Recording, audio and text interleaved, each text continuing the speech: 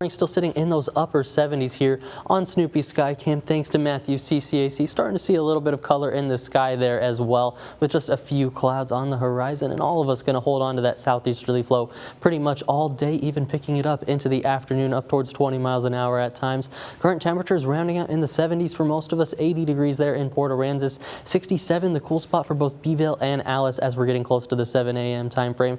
But like I said, all of us going to come up into those upper 80s, if not the 90-degree mark for daytime highs. So if you're taking on the pup on a walk, looking good for this morning. Today we've got Molly, of course, fully in the spooky season spirit, only about a week away to Halloween now. And like I said, this morning not going to be too bad, into those 70s through about 10 a.m. Then as we go into the lunchtime hour, pushing that 85-degree mark with those southeasterly flow in place all day as well. So not too bad this morning, just a little bit toasty as we go into the afternoon. Those forecast highs for you are going to be the mid 80s along the coast, and as you work inland, going to even see some of those lower 90s peaking it there in Freer at about 92 degrees, and then those upper 80s there in Beeville as well expected, but going to be feeling like the mid 90s at times thanks to the moisture still in place. We were just looking at it at dew points in the 70s. That's going to make it feel like the lower 90s, even the mid 90s there by 3 to 4 p.m. So if you can, limit the time outdoors. Of course, drink water, stay in the shade, try to enjoy your Thursday, but hope on the horizon for us in terms of temperatures.